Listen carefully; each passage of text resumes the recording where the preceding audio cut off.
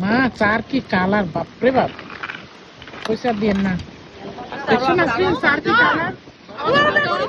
Join করতে পারতাম না যদি চিজ বলি কাজের লোক আজকে রেস্ট দিচ্ছে দাঁড়াও এই চলছে চিজ। পরে কন্টিনিউ করতে আমি এই 4 পর্ব সবসময় কিন্তু করি এবং আপনার সুনাম করি। অনেক বলেন হ্যাঁ। অনেক বলেন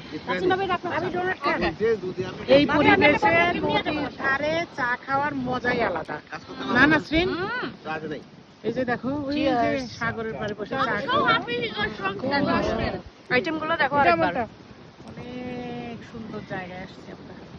এটা কার? ওরে হাসিনা চা অলওয়েজ বেস্ট। হ্যাঁ হাসিনা চলো, হাসিনা আমরা সাপ তো তুলনা হয় না। ফেসবুকে সুনাম যেখানেই করতে, যা খাই হাসিনা তোমার সাপ নিচ্ছে।